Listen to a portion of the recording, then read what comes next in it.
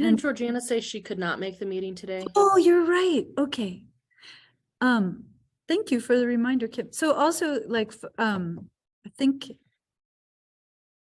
Vicky Tolf already did it. If you are not a member of the board or a staff member, please put your name and agency affiliation, if you have one, into the chat. That is very helpful for us when putting together minutes for the permanent record. Thank you.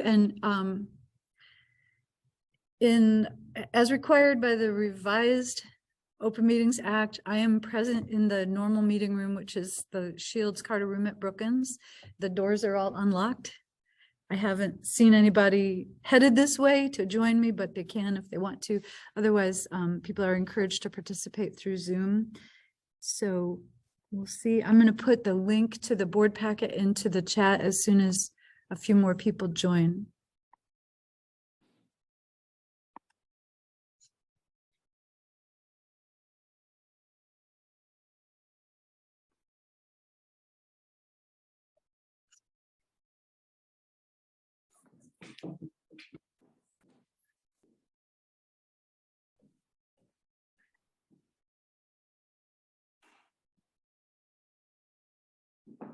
And I don't remember what I was supposed to say, Kim, but I think I was supposed to say folks who are joining can choose to have the closed captioning at the bottom of their screen. I don't know. Is it at the bottom of the screen? For me, it is. It is on my computer. Okay. This is so exciting.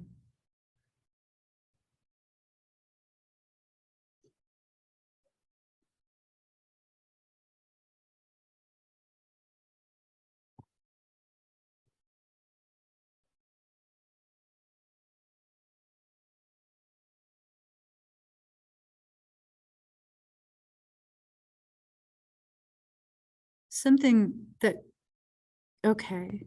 The share screen is, for me, is really close to the captions. So if I fumble a little bit, I apologize. I'm going to figure this out and get used to it.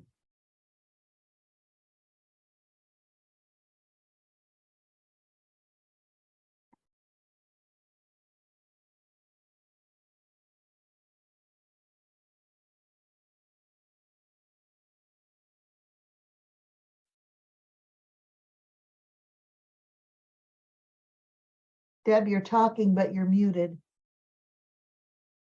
Okay, my question was, I'll repeat. I left the room, I think, when you were talking about activating closed captioning, and I don't have it. So how do you do that?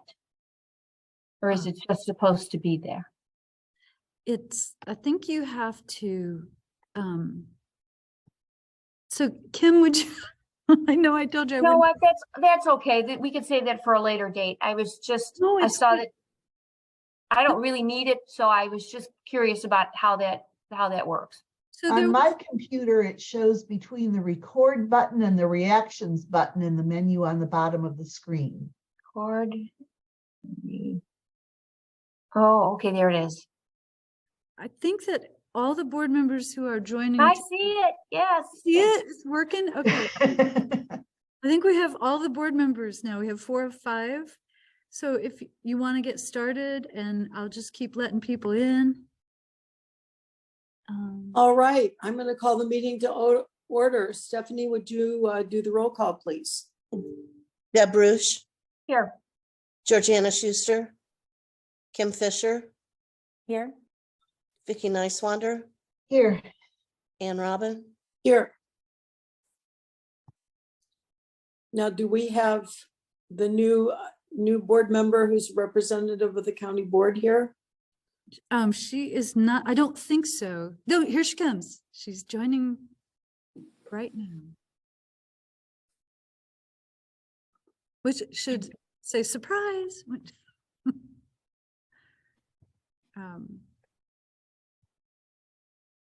Okay, a couple more people have joined. Okay, do we have a quorum? We do. All right. And Taylor is here. Okay, I'm going to ask for a motion to approve the agenda as presented. I'll move to approve. This is Vicky. I'll second. This is Deb. Any discussion? Okay, let's go to a roll call, please. Kim Fisher, Yes. Vicky Niswander, Yes. Deb Rush, Yes. Ann Robin, Yes. All right, the next item is citizen input, public participation. Is there anyone that wants to speak at this time? And as per our routine, if someone comes forward later, we will make an adjustment to allow them to participate. Okay, the next item is chairperson's comments, and I do have a couple of comments. First, thanks for being here. Second, Lynn and I talked yesterday, and Lynn, with your permission, I'm going to talk about some of the things we talked about, so you don't need to. We will have our next 2 meetings most likely on Zoom under the emergency order. That would be in March and April. But in May, it is likely, although we do not know, that we will have to return to in-person meetings because the emergency declaration, federal emergency declaration will be over.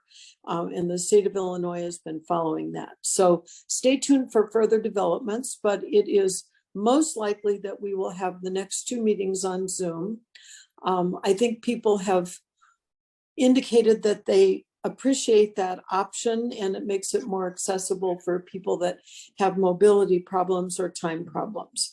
But we will be returning to in-person meetings at some point, and that point is most likely May, just for your information.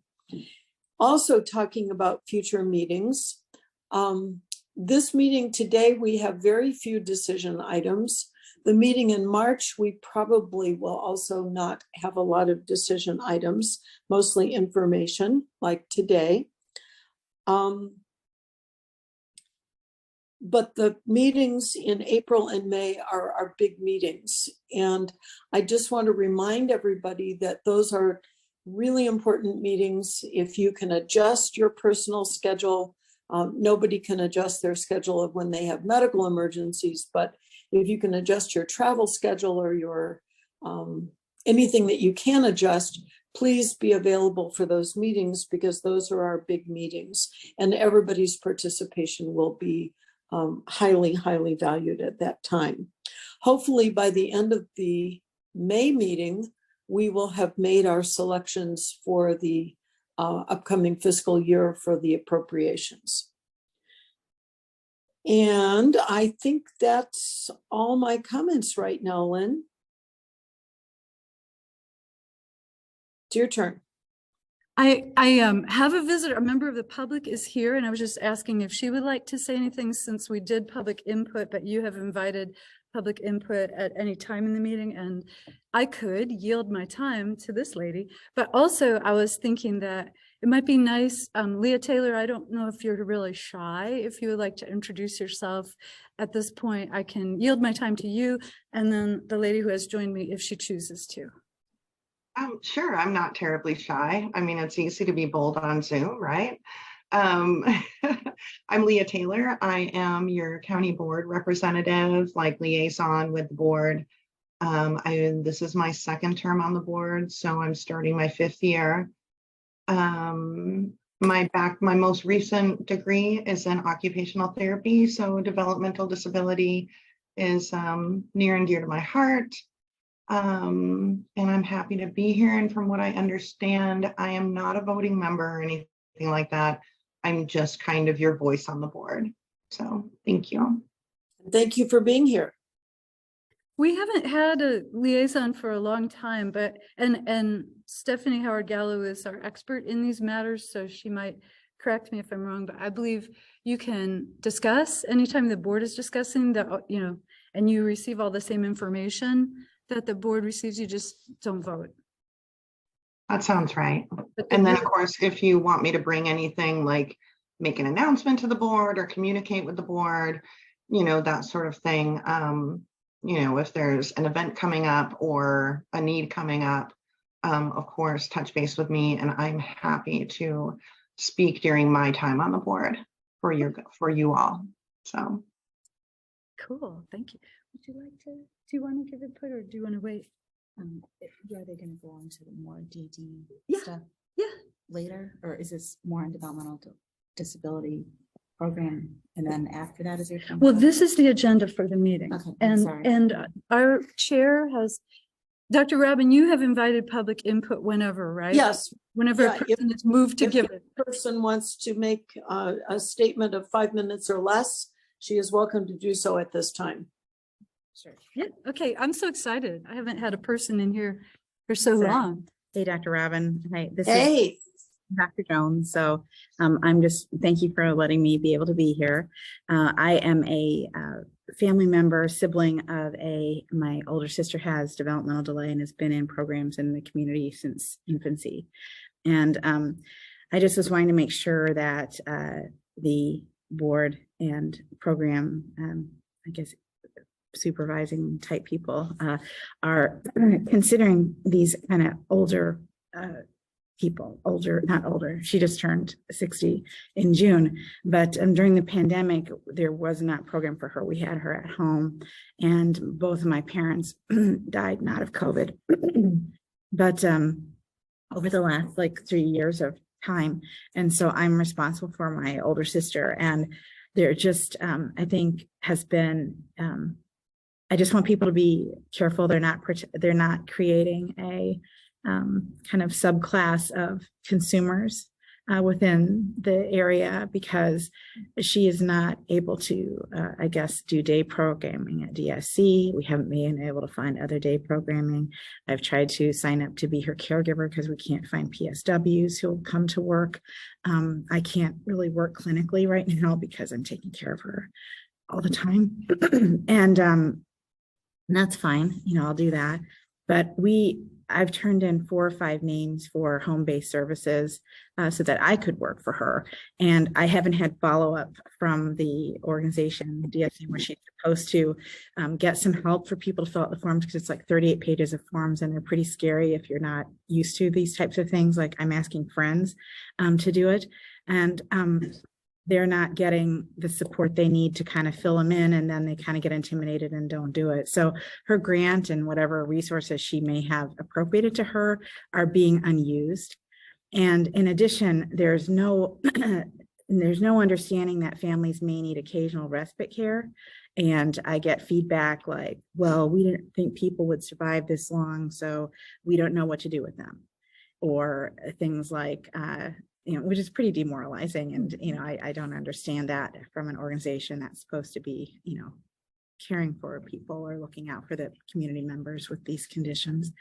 So those are things I don't quite understand. And then things like, well, we're getting out of the sheltered workshop business because we make more money if the people are working. So we're not going to be doing sheltered workshop anymore.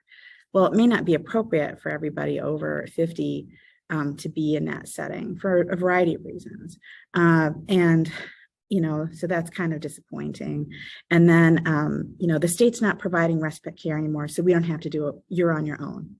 Well, this is a really special subgroup of population where, any family would want them to be safe. I mean, short of a medical emergency, which, I'm asking like, well, what's a medical emergency, or what's an emergency constitute? Well, if you were having surgery and having your guts out, but then you'd have to sign her over to us. You'd have to sign her guardianship over to us. If you want to work, you just need to put her in a CILA. It's like a vacation home, and then you just go on your merry way. And these types of comments, I mean, she's a beloved family member. I've always been with her, and I don't understand this. And my dad was on the Champaign County Mental Health Board years back and helped set up DSC years and years ago, like 50 years ago now. We were really little kids, but I remember, and I've asked, is there a family group, or there's something where I could reality test with other families who maybe have these people in there in this situation? And they're like, well, we can't give you any information because of HIPAA. And I realize HIPAA's now, and, but maybe everybody with just a person with developmental delay I don't quite understand that, because we really had to do a lot of parent and family member advocacy across groups. And this helps if you're trying to build a coalition or have activism, to get state funding and move the ball down the football field for support for general programs or expanded programs here. So I'm kind of at a loss to know how to navigate things in this community anymore. And I apologize, I'm not more competent with it, but I'm trying my best. And I just want to let my sister have her best life. And I just want people to kind of be aware that there's families like this. One of the last events my mom went to was 2 years ago, the Tree of Hope campaign, and it was over at the bus station. It was a lovely event. And I remember people recognize my mom, Rebecca Jones, and we went in there and we were kind of leaving. And one of the people, I think, who was supposed to be helping Deborah, came up and said, "Oh, hey, I recognize you. Hi, how are you doing? You're Debbie Jones. I see her name on my list every day. I wonder how she's doing." We didn't get one phone call from that person that she was on the list. And I think maybe it was the person who was supposed to do day programming or something, but I can't get her in Circle of Friends. She has some mobility issues now. So all these become barriers. And I just don't quite understand. I'm trying to learn more about it and educate myself. But I think there's a lot of physicians in the community and other medical people who, have ties to other lobbying groups that could try to help make changes. I mean, if it's, the group's victim of budget cuts or things like that, but certainly I think the families who have this situation need some support. And I just leave it at that. I don't want to take up much more time, but that's just, I'll have my say and I'll go on my merry way or keep listening here. But thank you for your work. And I just don't quite know what to do. So thank you. Thank you. We're going to get you a board packet. There's someone's going to bring it down. So thank you. So that's it for my comments. Okay, well, thank you very much for your comments. And it sounds to me like there's two issues here. One is the larger systemic issue of older individuals with developmental and intellectual disabilities who are a forgotten and very underserved population. So that's a systemic issue. The specific one is this individual in our community, living in our community, who needs services. And if there's anyone listening to this program who would be able to help, I invite them to do that, not during this meeting, but later, to try to see what can be done given the situation that we are living in right now, which we recognize has some real problems. And that's what we're continuing to work on. So thank you. I'm going to move on to approval of the minutes. Can I get a motion? This is Kim. I have a motion to approve the minutes.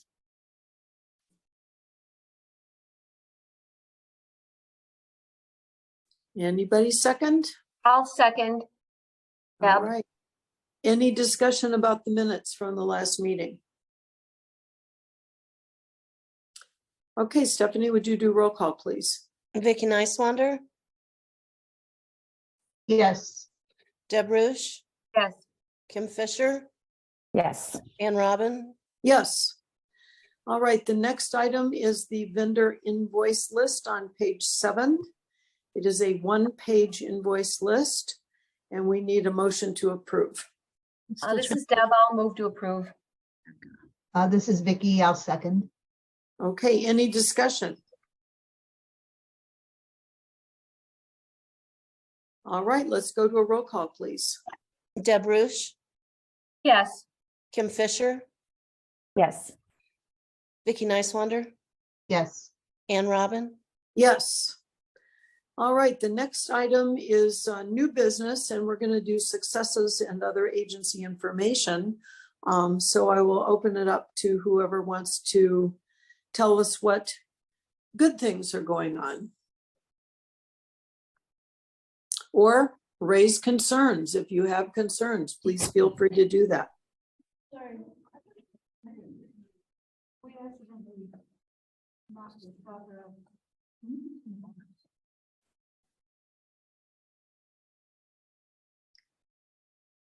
I guess Lynn is at the door getting an Do you- agenda. Lynn, we're I ready. thought I had a minute. So there's no successes in agency input. No. Yes, Oh. somebody needs to come forward. They need to be recognized. Well, And there- I- So let's, Mel. start- Mel Long. Is that how you say your last name? It's with an I. It's Mel Leong. Mel Leon. That's okay. I'll answer to it and stuff. All So right. I have a few, so I hope I get it so stuff. But my first one is my personal success and stuff. When I took over PACE, the PSW program and stuff like that, I have worked with a family member, and so this time around, I usually do a follow up and just checking in, making sure that their needs are getting met and stuff. And this family is from one of the smaller towns and stuff. And when I called that family, they said, "Oh, Mel, they were my first connection and stuff until today." And that was in 2000. Until today, they said, "Mel, that same PSW is still working for us." And so now I felt like that was like a personal success, like, yes, and stuff. But then she said, I talked to her and said, like, you know what, it's time to move on and try to look for backup just in case. I know that PSW is working out and stuff, but I do want to look at backup. So now she's starting to look at beyond just a regular PSW and just looking for backup. So that's kind of like my personal success, because now a family is looking beyond just the regular PSW. They're actually wanting to get a backup for just in case situation happens, and they're able to have a person that could kind of substitute for that regular PSW. So that's kind of like my personal success for PACE. The second one I want to share with you guys is that in the beginning of February, I sent out, and I think this will be a great opportunity to mention it. There's a survey for I'm part of a board of the Illinois Respite Coalition, and right now we're gathering some things for survey, and I sent out a survey link for caregivers.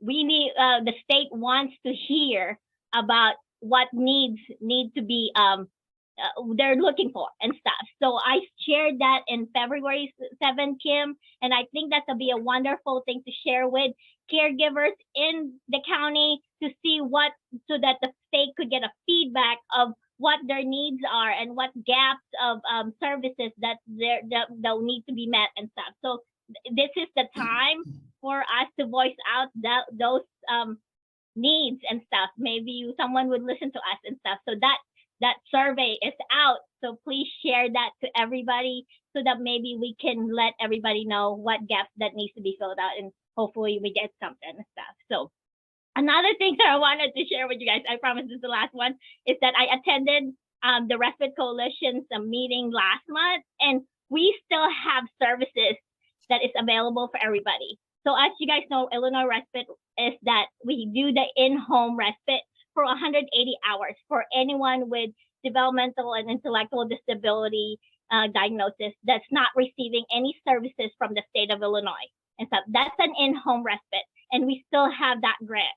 So if anyone's out there is not receiving any money from the state of Illinois, it's any age, no income limitation.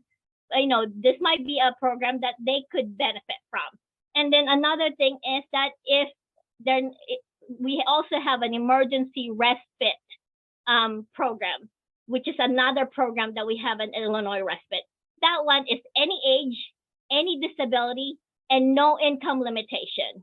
So as long as they're not receiving any state money, they could qualify for that one. So it's an or thing. So there's 3 programs that we have. So one is the in-home respite, which is 180 hours.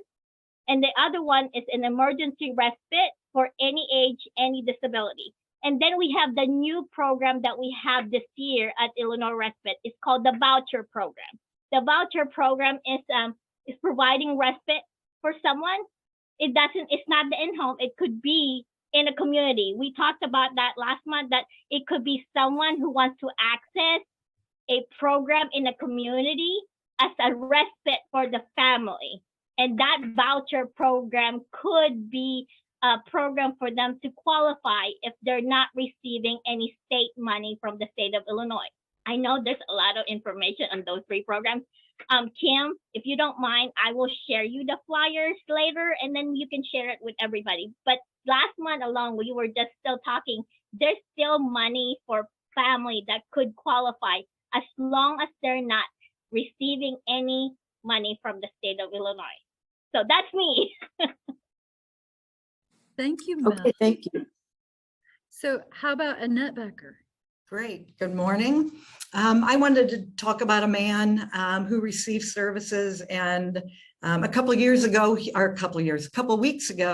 he kind of had a trifecta. He has increased his interest in groups. He's somebody who doesn't really show a lot of enthusiasm. He participates, but isn't incredibly involved. Last group session, he took crocheting, and we kind of got him hooked on that, pun intended. And so this go around, he actually is co-leading that group, and he's just really excited, and he's doing a great job teaching his peers, you know, how to crochet. He also participated, and for the first time, people said they were interested in sign language. And so he also wanted to do the sign language class. And he came back from being out with another group and had met a woman on the bus who he knew was either hearing impaired or deaf. And as he was getting up to leave, he signed "see you later" to her. And she got just a huge smile on her face and signed "thank you." And then he signed "you're welcome." And he came back to Clark Road for his transportation and told every person that he ran into that he had had that interaction. And so that was just heartwarming. And then if, you know, it gets better, he's been kind of half-heartedly looking for a job. And he was offered a job at Menards. And so he came in the next day and had a Menards shirt on. And I'm like, "Oh, is that your work shirt?" He's like, "No, this is a shirt I had." And he came in 2 other days. So he has like a wardrobe of Menards shirts already and a Menards hat. And the other day he left my office and said, "I can't wait to work at Menards." So I think the only way he could have had a better week is to win the lottery, but I think he was pretty happy with his week. So I just wanted to share that. Thank you. Okay, Becca, you're next. Hi, I'm Becca Obachowski with Community Choices. I just had a couple things. We had a young lady that in the last, I guess, 6 weeks, I guess in the fall, she participated in our workforce empowerment program. She's a younger participant with us. She just finished school, I believe, last spring, and she did that workforce empowerment program, and then began working with one of our job coaches and just got hired at her first job, which was at the Walmart. And she was a little unsure at first. Her family was a little bit unsure, but she's doing so great. And the organization, Walmart, they're being so supportive. They've been able to find some really great roles for her there. And she's, you know, sort of, despite all the odds, she's doing really, really good, and very excited about it, and really feels like she's part of the team.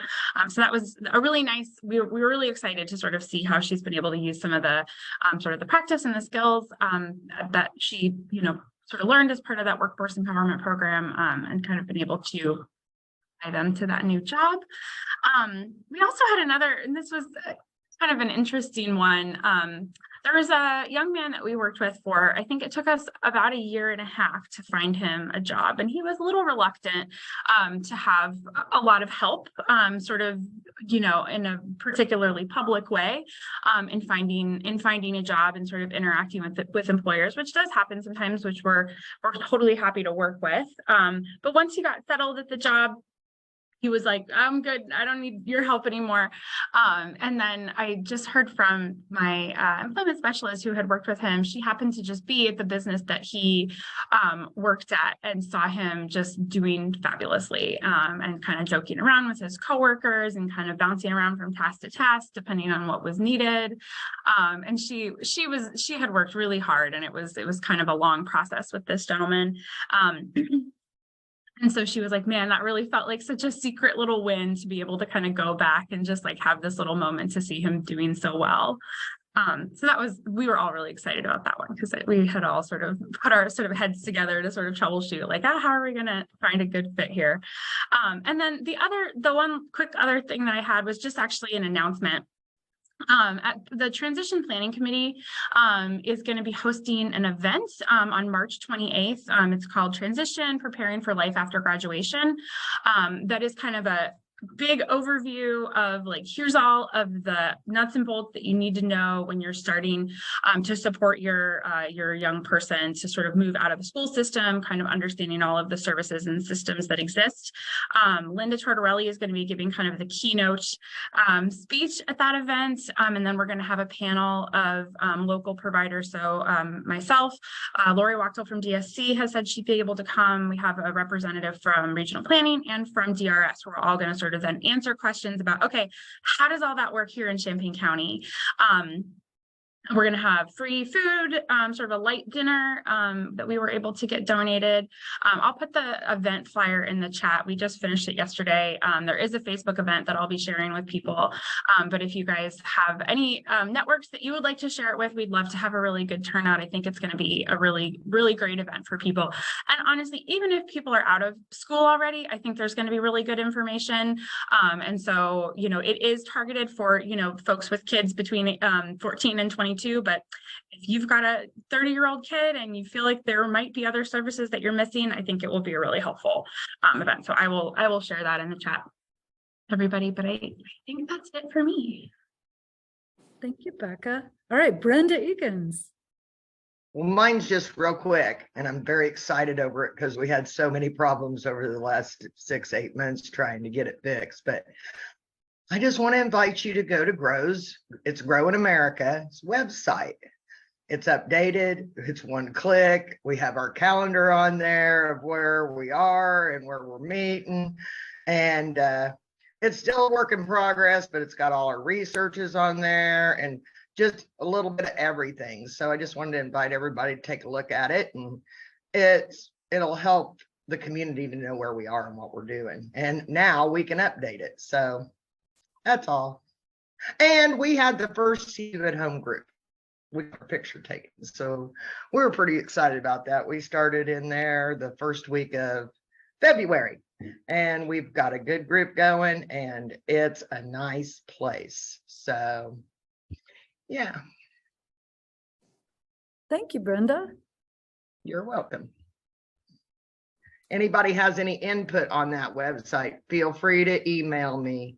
I'm always willing to, now that I can change some things, I'm always willing to update it, make it easier for people. Cool. Thank you. Is anybody else waiting to give public input? I mean, agency input, sorry. I think that's All it. right. Thanks, everybody. The next item is the CCDDB application review process. And I do want to spend a few minutes on this. I will make a couple comments, and then Lynn, if you want to make any comments, and anybody that has any questions or comments, we can have a little discussion about this. This is the big task that we have to do every year.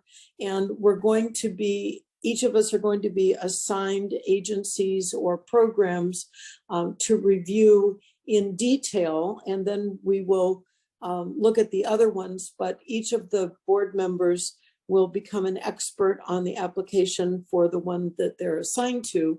And we'll have one primary person and then a backup person. As we've done this process now for a number of years, and it's worked out really well. So we're going to do that. On page 10 of your board packet is the application review checklist, which I believe has not been changed at all since last year. Is that right, Lynn? No, it's updated since last year. It's updated. Okay. But it's So- this is a suggested tool, so if and Okay. it's updated in different ways too. Okay, so on page 10 is a tool to use. And really the only one that we will be using is the upper part of that tool. But if anybody has comments or questions about that, I found it helpful. Some other people, I think, might have found it a little helpful or not helpful. So we can have some discussion about that. And then on the pages 11 and 12 are what was decided last year. So we can make some comparisons, and I find that helpful. What's actually got the requests for this year are also listed. So this is Oh, they're on there. Okay. this is a comparison. So in these columns, you can see what was decided last year, how the amounts might have been amended during the year, and then the requests for this year. And these include some requests that have been funded by the Mental Health Board with their DD dollars. Those are included in yours because the Mental Health Board sees the DD Board as the experts in this matter. So you can look at those applications too. Okay. So that's my comments. Lynn, do you have any other comments? Yes, just one. And that is just a shout out to the DD agencies. Everybody got their stuff done on time. Some got it done early. I've started reading our whole team is reviewing applications right now. I've read through 5 thoroughly, and then the rest just glanced at, and there's some really good stuff. So I just, as far as the process, people did a really good job. And I just want to celebrate that, because we always talk to you about problems. This is not a problem. Anyway, that's it. There are, I think, there's one multi-year, so it doesn't need to be reviewed, and that's the Mental Health Board. Well, no, that's the DSC Workforce Development and Retention contract. That's a 2-year contract. So you don't review that one. And then the Mental Health Board funds a portion of early childhood services through Head Start. That contract is also multi-year, so it doesn't get reviewed. But we've put some suggested reviewer initials in here next to the particular applications. We do have quite a few new applications this year. Well, 3. Is it 3? Yeah. That seems like a lot. So that's good. Anyway. And then unfortunately, no takers for the special initiative funding. So we'll talk about that after we get done with this. So maybe in May or June, we'll start talking about what to do with that. Okay, board members, questions or comments about the application review process? I might make some changes to the reviewer assignments at your request. So if folks would like to email me things that they'd prefer to work on or prefer not to work on, we can change the reviewer assignments and present that to you in March, if that's okay. And we also have a new way for you to look at applications that we did not have last year. You don't need to log into the online system to look at them, because we can create a document, one document that has everything that an agency submitted.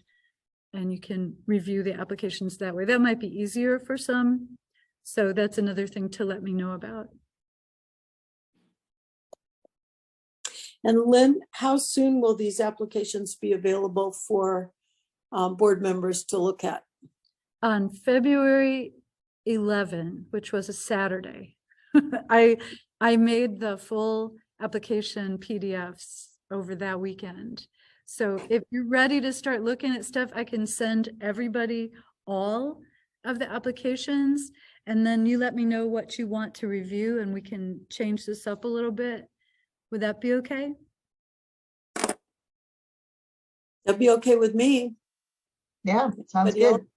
Okay, Yeah, cool. And Kim and Leon and I have changed the format that we're going to use for the program summaries that we show you, including a more readable typeface. So.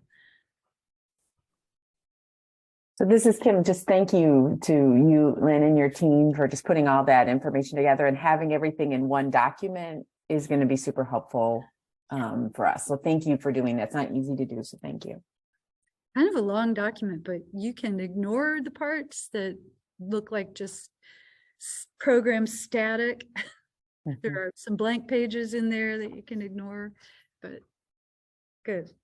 Thank you. And yeah. So this is Kim again. Just so I had a question about the CU Autism Network, and if I remember correctly, were they the group that met with us last year that were considering applying, but then just couldn't because of some issue related to like bookkeeping or something like that?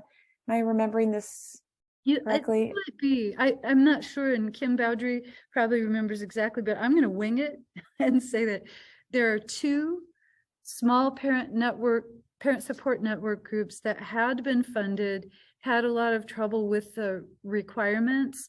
They have met all the requirements at this point and are both eligible for funding. Their financial reviews did not indicate any problems. I think one of them was CU Able, and they did not apply for funding even though they're eligible. They may have other reasons. They did actually call, and we talked about a special initiatives priority that they could apply under, but then they didn't do it. I think they don't have a lot of people available to do this kind of work. But CU Autism Network just hired a new director, and very enthusiastic, and submitted 2 applications for your consideration. One is an expansion of the program they had last year. So right now we're not funding either one of those agencies. But does that answer your question at all? Yes. So thank you, Lynn. This is Kim again. So it's reminding me of the conversation, because I think we must have been CU Autism Network. I think that came and talked to us about these issues. So it's nice to see them applying this year, which is great. I think you're right. And then I think Kim Bowdry and I followed up and had a meeting with them about what they would like to see in the special initiatives. They actually helped us to create some of those priority categories. So they're still around. Yeah, okay, I think you got it. Yeah, great. And nice to see transportation. I'm excited to read that, and the staff retention from Community Choices. It's great.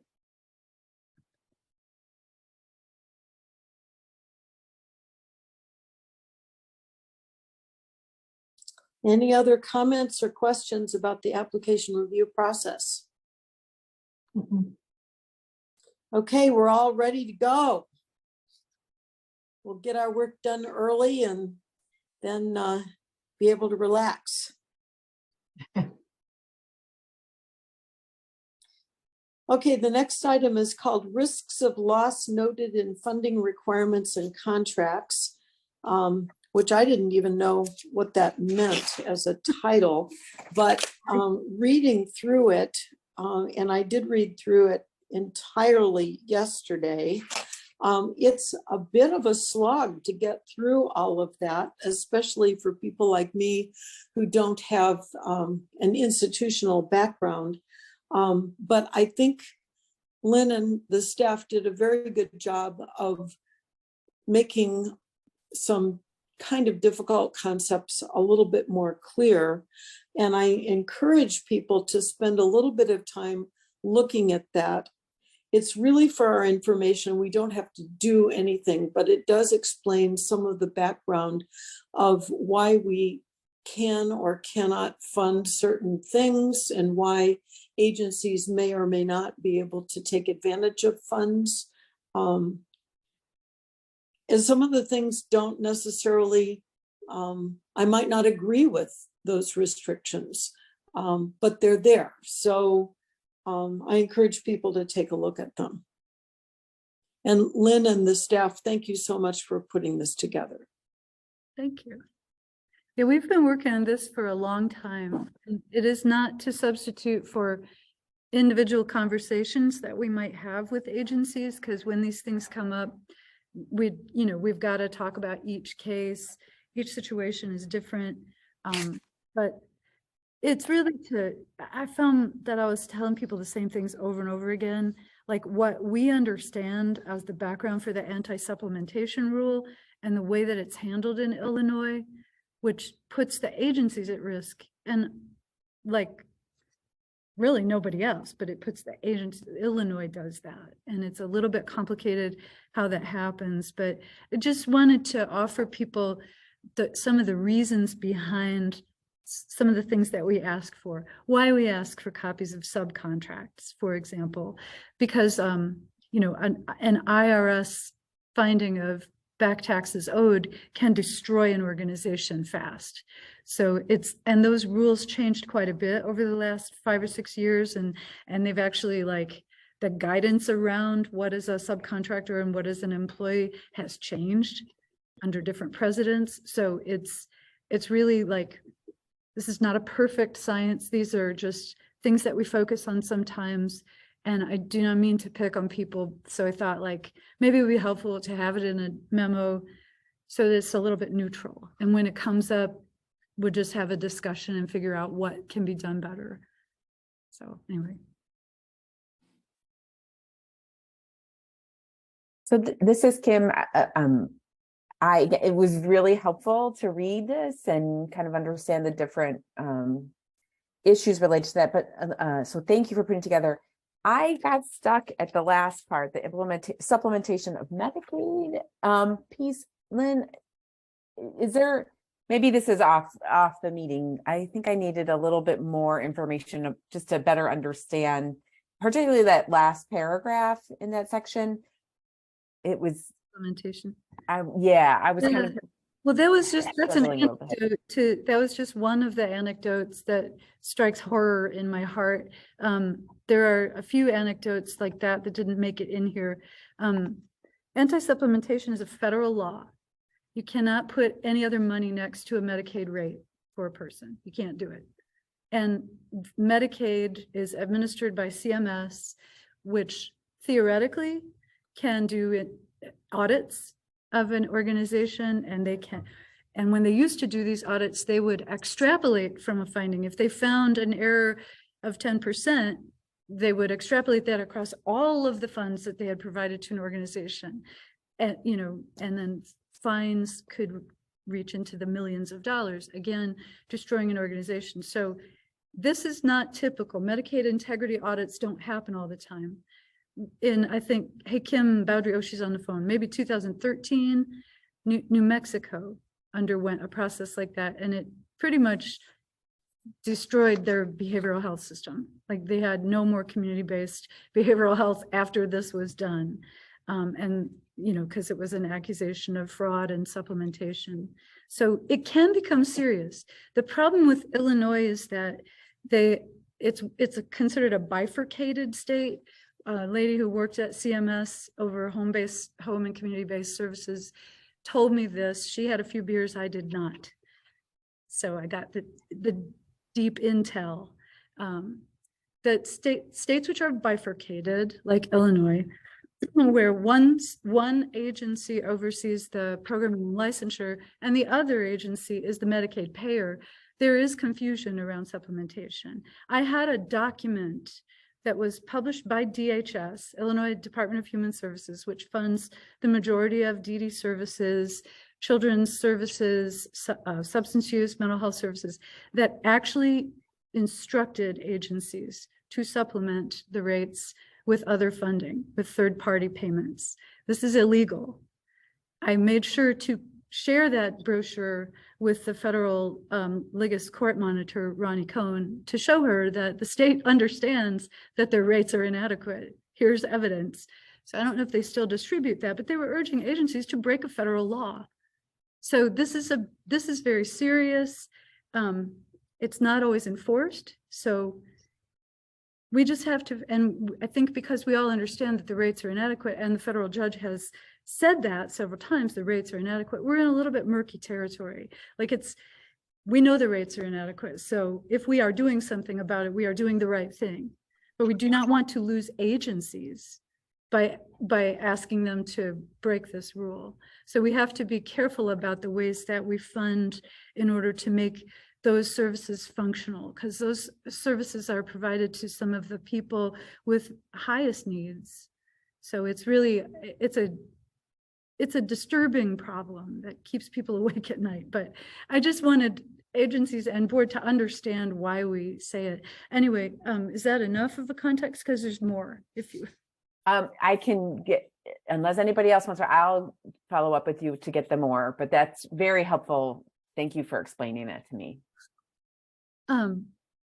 So Kim has someone on the phone who is unable to join the meeting for a reason. So I'm not sure what we can do to get them into the meeting. Yeah, she's not able to join. I have her on the phone, so I don't know if I could put my phone on speakerphone. Okay, I'm gonna put you on speaker. Hold on. Before Kim Fisher, I just want to say one more thing that apparently I did some research on where the supplementation rule came from. Apparently it was based on findings of widespread extortion of families who had a loved one in a nursing home. So it doesn't come from the DD world, but it affects the DD world because DD and senior care are funded through the same program, through the same kind of waivers at Medicaid. Anyway, so. Dr. Robin, is it all right to have public input at this time from someone who's called in? Yes. All right. We're ready. My name is Nancy Utman. I am an RN and I'm a licensed clinical social worker, worked in long-term care. I'm trying to help a friend whose sister, 60 years old, has Down syndrome, has become non-mobile. And she's become very rigid. She needs help with transfers, toileting, everything. She doesn't qualify for assisted living. She doesn't need skilled care. She needs intermediate care. It's somewhere in Champaign County. I have searched, I've spent hours trying to find a facility for her.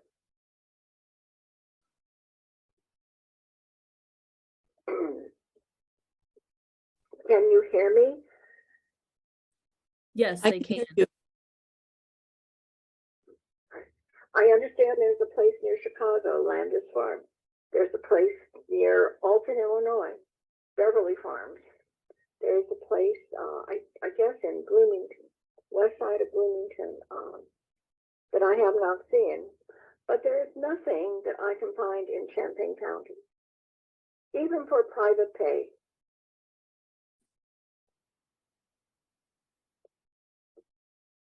And does developmental services cover what I'm going to call a temporary stay or respite period of respite care? I understand she's entitled to $2,200 a month in benefits. And can that be used for respite care?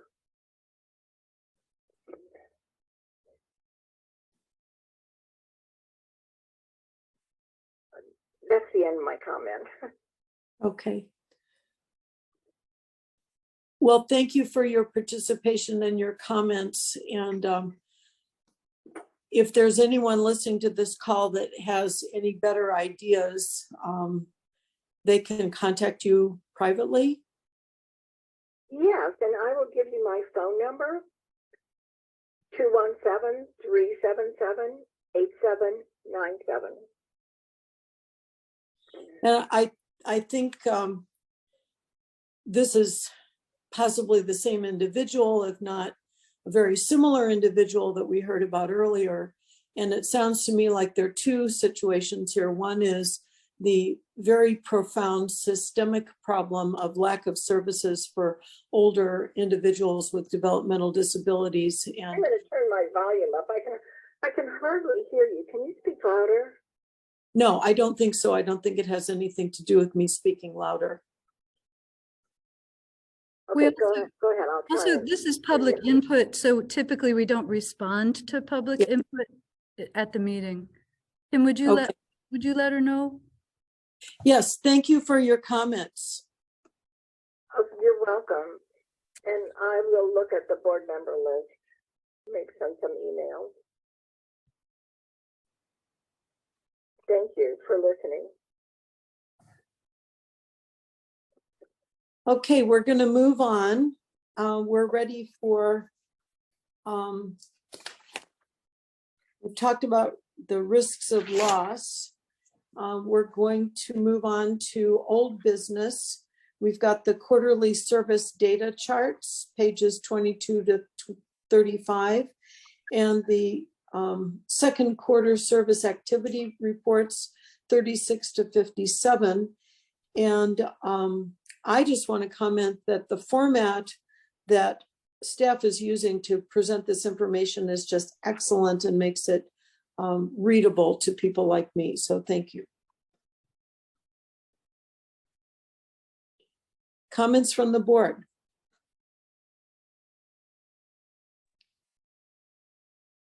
So this is Kim. I agree. The charts are super helpful. I was wondering, is there a way to make and I don't know how this would be, how you would do this, but like the x-axis, kind of having a label on the x-axis and then having them like the same measurement on the x-axis so that it's easier to compare like the bar graphs. So like, for instance, like on page 26, there's like 20 people off-site that are served and 20 people on-site that are served. And then below hours per service, like the bar graph, people served off-site, it's 241 minutes. But the bar sizes are the same. So just like visually seeing it, I was like, oh, it's the same, but it's actually like, you know, the amount of hours is way more than the number of participants. So I don't know that might be, you know, too much work or not, but if there's a way to do that. I don't think it's not too much work. It's just that it would be very hard to see 20, 10 or 3 or even 60 if they were proportional to the 240. I think that's the only reason. We can do all kinds of things with that chart, but that's a good point. Stop sharing it. But yeah, I mean, there's other ways to present the data for sure. I love the bar graphs because it's super easy to see. So that I don't change that. And maybe it's for each type of graph so that as a board member, I can go, oh, participants per service activity for the community choices, inclusive community support. And then I can turn the page and go, the DSC community employment, it's the same information. And so like I can compare graphs for the data that is being presented. So it's not necessarily at the top of the page and the bottom of the page, but from one page to the next, I guess. We could use different colors when we were talking about hours or something. Maybe there's, yeah, I think there's all kinds of options and we can work on stuff like that. But you're right, like it's comparable, the top is comparable to the next top. Yeah, I guess, yeah. And so that's probably just me as a reader need to be aware of that. And that as I was reading, I was like, oh, yeah, okay.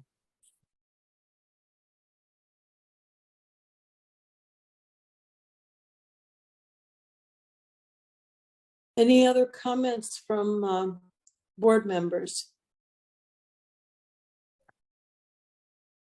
I was just reading about I was on page 40 when I was page 42, the clinical services. So just the issues related to psychiatric care support needed. That was like really helpful to read. So thank you to DSC that was not necessarily on my radar of just kind of the complexity of people that they're supporting. Kind of go through trying to find good psychiatric care for their loved one. So, and how they kind of help facilitate that. So I know that that's been in program proposals, and I guess I hadn't read that specifically before. So thanks for that. Yeah, I agree. I had flagged that page and I wrote all sad stories next to it. Unfortunately, I was well aware of the lack of services, but you know, we can fund programs, but if there are no providers willing to accept the clients with Medicaid, it's difficult to deal with. Yeah. There have been some improvements made. They're relatively small, but there have been improvements made. So there is hope for the future. Mm-hmm.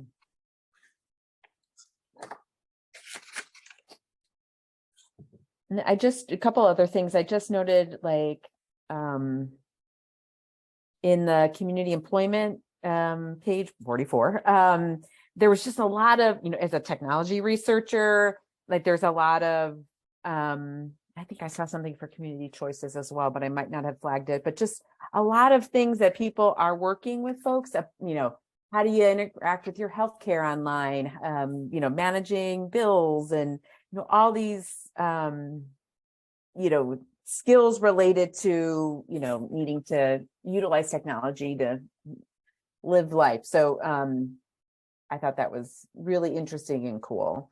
And then it's something that I think, like, for instance, in the schools, we're not really doing a great job of. So just shout out to that.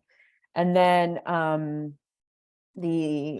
I think somewhere they talked about the podcast, there's some podcasting going on, and the podcast is housed like at the DSC website. And I just want, like, maybe, I don't know what it would be like to put it on like Apple, like, you know, Apple Music. I get this podcast, Disability Visibility. It's from Australia, and it's people with IDD. They post only every couple of months, but they do similar things that you guys do. So maybe I'll share it, and it just automatically gets updated on my, you know, my Apple podcast app.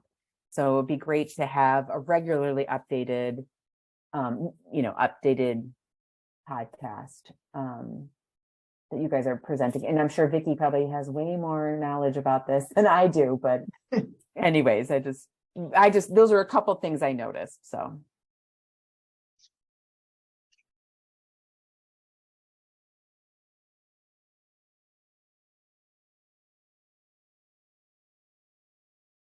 Okay, the last information is the 211 quarterly reports. Any comments about that?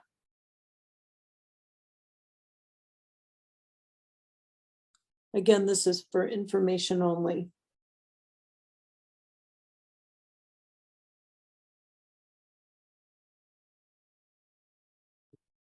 It kind of made me want to put more pictures into our stuff.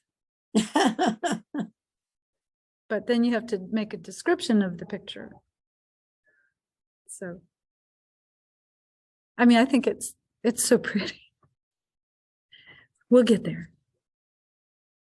I think you're doing a great job. You don't have to do this. Well, it's pretty though. So it's nice to have in our packet.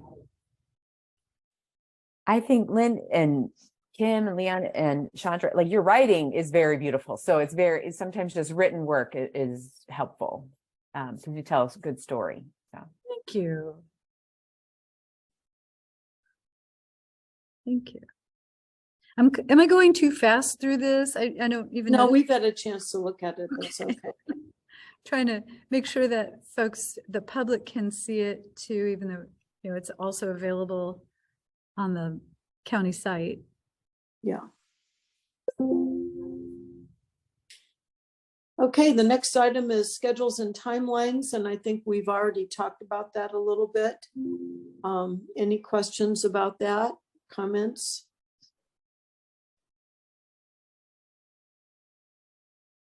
Is there a Champaign County Mental Health Board input, Lynn? They're meeting this evening. They have a similar agenda, but they will have a presentation which you know, they have a lot of new programs this year, so they ask for a 6-month update on new programs. If you fund some new programs this year, then you can have cool presentations in January, February, and March next year. But they've got that, and then Leon Bryson did a project with U of I students. It's a research team, and he will be presenting on that.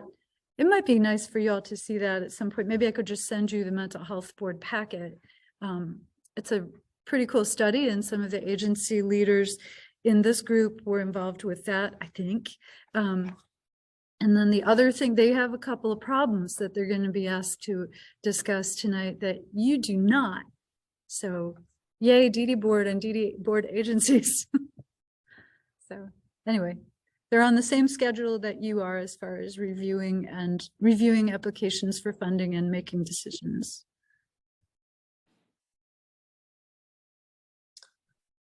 And staff reports. And again, thank you for the staff reports, and go staff. I know you're doing a lot of work. Have done a lot of work. Something that I think everyone tried to capture, but I'm not sure if like everyone really can tell. A lot of time during January and the first part of February is working on like any kind of problems that come up in the process of applying for funding, you know, so sometimes this is like, for me, when there's a new agency trying to register and apply, it's an opportunity to build a relationship too by working through these problems. But it is, regardless, it's very time consuming, and it's only maybe one sentence in a staff report, but it is substantial. And these guys do a really, really good job at it. So just wanted to let you know that. So this is Kim. I noticed a couple things in the staff report. So staff, thanks so much for sharing all the work you do. I mean, just like trainings you're attending, conferences you're attending, the help with the agencies. I noticed there were some issues with like second quarter reporting with some organizations, but less so, it seemed like, than maybe for the mental health board. Maybe that's what you were getting at, Lynn. I noticed that too, Kim. I don't know. It was in Chandra's report, so I don't know if it applies to everybody or if it's just related to the cultural competency. It's related to the CLC plans, and as you noticed, the date was as of that day. And so a lot of them a lot of them that were reported that not turned theirs in have turned theirs in. Okay. Just letting you know.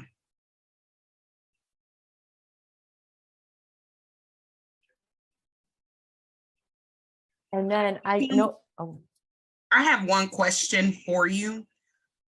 You had discussed last year about wanting the board demographics and requesting those demographics.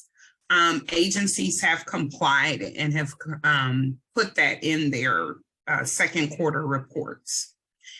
I'm curious to know, what would you like to know? Or do you just want the demographic information, just who's present in the different categories that were identified? There were also some that did not report some areas because I don't think that it is even being captured. So what I'm curious to know from you, what would you like to know? What's the goal of doing this? Because I want to make sure organizations are aware of what it is that you really want actually captured and reported, so that they won't think I'm just asking them questions for their health. It's a great question. Yeah. And nobody needs to do more work than is not necessary. So the reason I ask, because this comes from my time on the Evanston Mental Health Board, and when we actually, that information was captured in the proposals that people put in. So it's part of the agency description. So we would look at like, what is the makeup of the people you support or you serve? And then is your board representative of the people that you serve? Whether, you know, having a person with a disability on the board, if you're, you know, if you serve a certain percentage of immigrants, that you have immigrants on your board, or the racial makeup of the folks that are on your board, is it representative of the people that you serve? And, you know, so that we, you know, essentially it's that we're ensuring that the purpose of that would be like, we're ensuring that the people that are on the board of the agencies are maybe representing the voice of the people that are being served by the agencies. So that's kind of what I was thinking about when I was inquiring about this information, is that the people that are on the board of the agencies are, you know, there's at least some representation of the people that they serve. Okay. And so that is, thank you for sharing that. And to get to that usually is demographics will also show that, but what else does not come out are people's values and their beliefs. Because just because they may represent a population group does not believe that they share the same values. And so, so in that, I also incorporated like skill sets, qualities, and other types of things that we look at, because I don't think that it's just race or ethnicity that can represent a demographic or a population. I think that is like, is important, definitely excellent, important, because it gives context to the board makeup rather than just numbers, right? Numbers only tell one part of the story, and the boy, it's really storming outside. The context will provide excellent information. And is that coming in? So did I miss that in this quarterly report? No, you did not get that information this time around. I wanted to make sure that I asked you what you wanted to see before I started combining everything, because it may not get to what you really wanted to see. Now you've told me, I know how to give you what you need to see. Well, and I think what you mentioned, just the context, I think is, I didn't even bring that up. So that is important information to also add. Do you feel like, and we don't need this every quarter, right? Because boards don't really change every quarter. So I'm wondering if it's more like, is it more appropriate in their applications, not for this year maybe, but for next year, adding a section there? They report it only in the second quarter is when it's required. So it's once per year. Okay, then that's great. Okay, then we'll get it next year. That's great. Yeah. Awesome. Thanks, Chandra. I appreciate you following up on that and adding additional information. No problem. Or rather, you're welcome. Yeah. Yes, you're welcome. Kim, I noticed that you attended several, couple other things, that would like a lot of webinars around or trainings around accessibility. I was wondering if you wouldn't mind talking a little bit about that, the trainings that you went to, web accessibility, tech, that kind of thing. That is Thursday. I haven't done that yet. I'm hosting that. So if you're available, I can send the link again, but that is Thursday. Okay. I thought you did something in January as well. Maybe that was, we reached out. We had a contract. In December developed the contract with our reviewer. And then in January, he sent back all of the things that we needed to fix. So Lynn spent a lot of time working on all of the fixes. We still have plenty more to do. So I went down a deep, deep, deep hole, didn't I, for about 4 days. But I learned so much. And then Kim set up the training tomorrow, which is open to everyone. I think this went out to the group who typically attend the monthly learning opportunities, but we're gonna do it too. And then and you have a second one scheduled, right, Kim, in March? The website accessibility will be in March. I have not sent the link for that, just so there's not confusion. I'll send that tomorrow afternoon after the first one is done, so that people don't get confused on which one they're attending, which one they registered for. So that will go out tomorrow. That's good.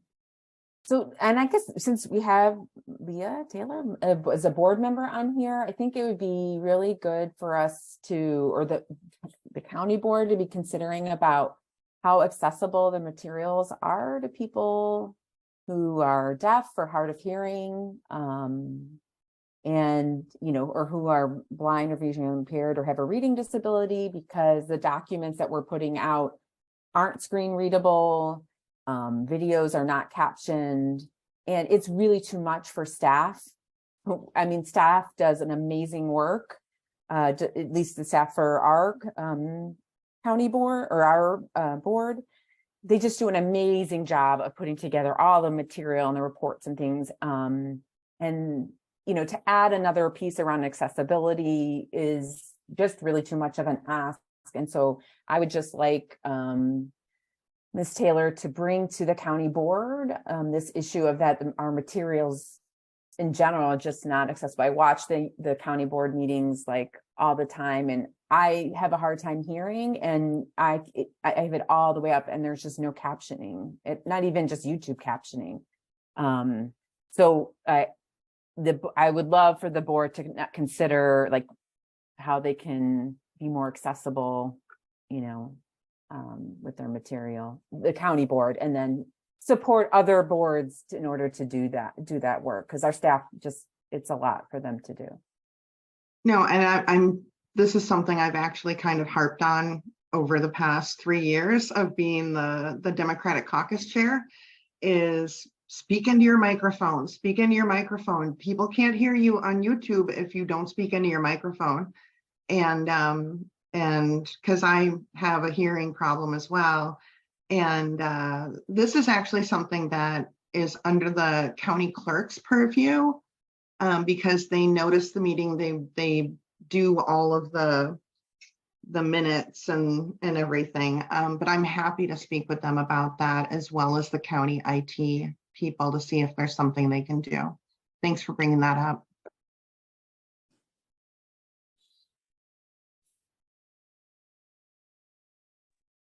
And I think Lynn has her hand up. Well, you and I did have a very helpful conversation about this. I think it was last week. So I talked to our online system developer about bringing the whole thing into compliance. There's a few things I couldn't fix. So we talked about their contract. I might eliminate some things that I developed for internal convenience that we don't use that often, you know, in favor of full accessibility or fullest accessibility on the site. That's helpful to them too, because they serve customers all over the state. So they need to learn it too. So that's happening. And I also did make an appointment with the county executive to discuss this. I didn't realize this was under the clerk's purview, but if that's okay, Leah Taylor, I will just keep the appointment to talk to him about what we're doing. You can see that we're closed captioning this Zoom meeting, but when we're no longer having Zoom meetings, we'll have to figure out a version of that. We might be able to make it work by simply recording on Zoom, but having the meeting in person. So not quite there yet, but I wanted to talk to Steve Summers about some of that. I don't know if you want to join. I think, yeah, he's a great person to talk up to about it. And I did have him down. I wrote him down as someone to mention this too. So that's a good point of contact. I mean, the county might want to invest in people who have expertise in accessibility who can support staff. Because again, staff like already does an amazing job, and it would be nice to have expertise to help support them in the work that they do. So thank you.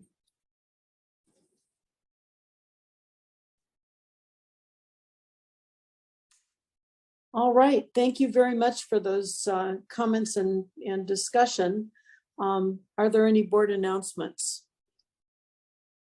I have something that I'd like to just mention. I don't know how many of you follow Ed McManus's newsletters, but there were a couple of big things that happened in the last 24 hours in that the Division of Developmental Disabilities kind of secretly let out a request for proposal looking for a consultant to help them resize SODCs. Now, I don't know what resize means, but the RFP is available for anyone to read. It's on the web out there, and I would encourage everyone to kind of stay updated and advocate for this change. Whatever change happens has got to be an improvement, though some things aren't as much of an improvement as others.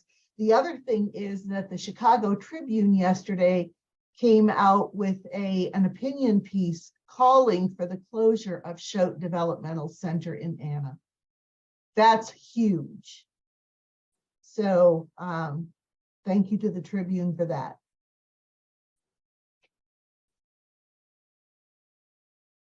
So this All is right. Kim, just to add on to what Vicky said, the Going Home Coalition, which I'm a part of, that we had a meeting scheduled with some people. It's today. Yeah, it's got it. So we had some meetings with the people in the governor's office, but they canceled to talk about these issues related to the budget, the governor's budget, and issues related to Choate.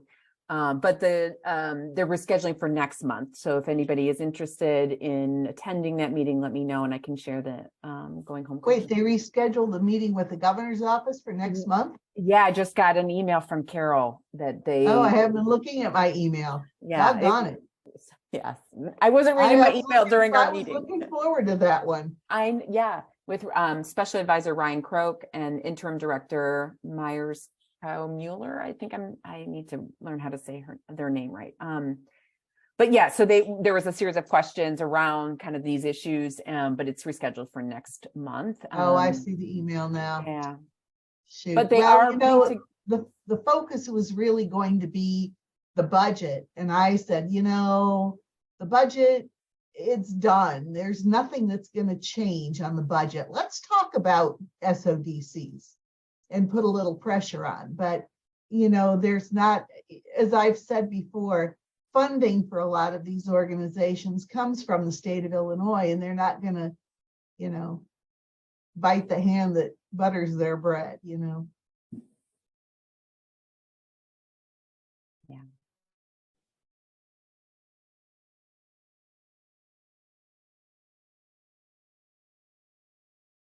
Other board announcements? Well, I have one. Our own Chandra Somerville is going to be on stage at the Virginia Theater this Saturday with the That's What She Said project. And I don't know if there's tickets still available, but there may be. Yes, there are plenty of tickets available. All right. So come hear what she is going to say. I'll just say this.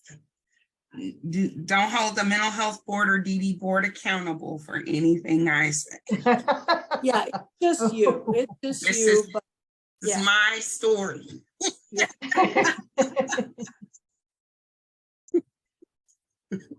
Any other board announcements? Okay, I think this meeting is adjourned. Thank you very much. A lot of good discussion. Thanks. Thanks, Catherine. Thank you all.